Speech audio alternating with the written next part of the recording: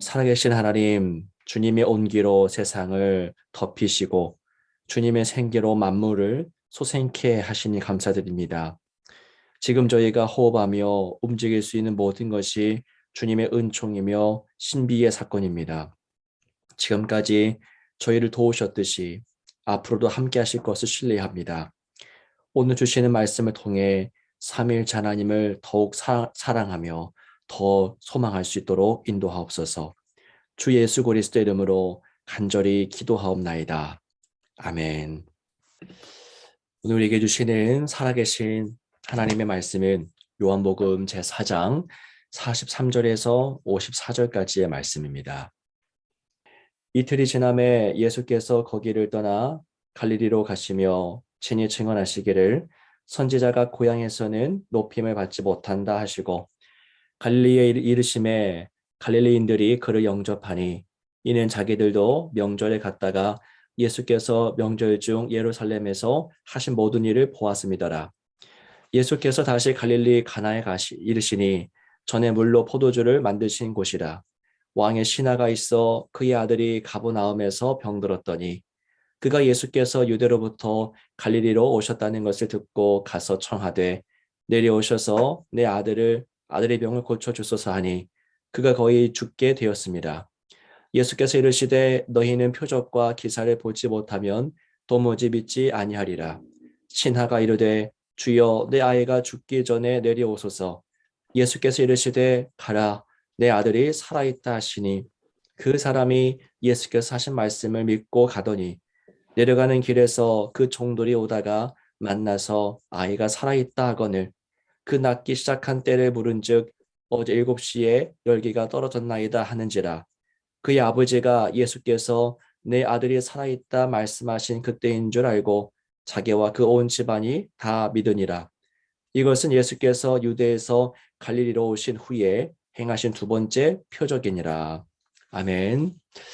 하나님께서 오늘도 살아계십니다. 그 주님께서 하시는 말씀을 마음에 새기고 오늘 하루도 말씀대로 살아가는 저와 여러분들의 삶이 되기를 축복합니다. 이 땅에는 수많은 문제가 있습니다. 하나의 문제가 끝나면 또 하나의 문제가 생기고 산 넘어 산이라고도 우리가 하죠. 에덴에서 선악과를 먹고 하나님과 단절되었던 사건이 초래되면서 이처럼 삶의 모든 영역에 저주라는 것이 임했습니다. 그때부터 고통과 신음이 끊이지 않았던 것이죠. 하지만 이때 우리가 예수님을 믿는다라고 하는 것은 어떤 의미가 되겠습니까? 이 수많은 문제들 속에서 길을 만나게 되는 것이고 또 빛을 경험하는 것이죠. 그리고 숨쉴 공간을 우리가 확보하게 되는 것, 그게 바로 이 땅에서 예수님을 믿고 사는 것의 의미일 겁니다. 오늘 본문의 말씀 가운데 한 사람이 등장합니다. 이는 예수님께서 유대에서 갈릴리로 오셨다는 것을 듣고 기다렸던 한 사람입니다. 자, 이 사람이 예수님을 기다리는 이유가 있죠. 바로 그의 아들이 병들었기 때문입니다. 그 병들어서 거의 죽을 지경에 있기 때문에 이 한 사람은 예수님을 기다리고 또 기다립니다. 아들을 살려보기 위해서 이 아버지는 예수님을 만나고자 했던 것이죠. 이 아버지는 다름 아닌 왕의 신하였습니다. 나름의 지식인이었을 것이고요. 또 공적인 관리였을 것입니다. 자, 그가 우러러 보면서 섬기는 존재는 그 왕이었던 것이죠. 자, 왕의 말이면 어떤 것도 다 이루어지는 것을 아는 자가 바로 이 왕의 신하였던 것입니다.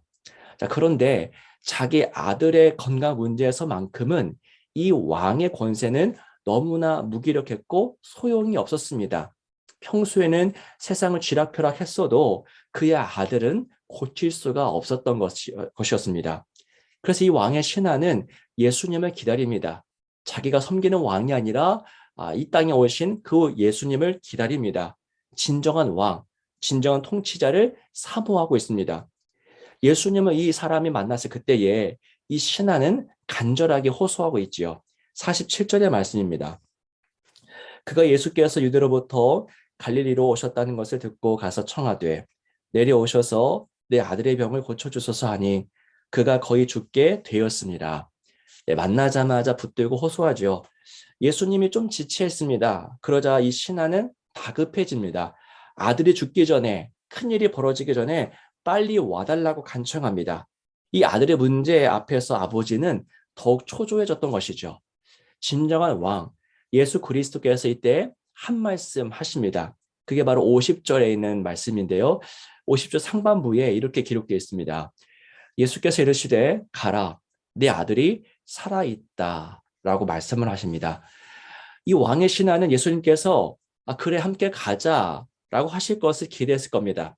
함께 가서 아들의 몸에 손을 얹고서 기도해 주실 것을 기대했겠죠. 하지만 예수님의 말씀 뭐였습니까? 주님의 말씀은 가자가 아니라 가라, 네가 가라라는 말씀이었습니다. 네 아들이 살아있으니까 이제 마음 놓고 가도 된다라는 말씀뿐이었던 것이죠. 이때 왕의 신하는 선택해야 했습니다. 끝까지 예수님을 붙들고 집으로 가자고 해야 될지, 아니면 예수님의 말씀을 온전히 신뢰하고 그대로 따를 것인지, 이 둘 중에 하나를 선택해야 했던 것이죠. 신하는 어떻게 행동합니까? 50절 하반부에 이렇게 기록되어 있지요. 그 사람이 예수께서 하신 말씀을 믿고 가더니 라고 합니다. 자, 여기에 믿음이란 말이 등장합니다. 믿음은 무엇입니까? 이 신하는 무엇을 믿었던 것입니까? 예수님께서 하신 말씀이라고 기록되어 있죠. 그분의 말씀을 믿었다라고 되어 있습니다. 아직 그의 눈에 아들이 나았다라는 것이 확인되지 않았습니다. 어떤 것도 확증되지 않았던 것이죠. 알 길이 없었습니다.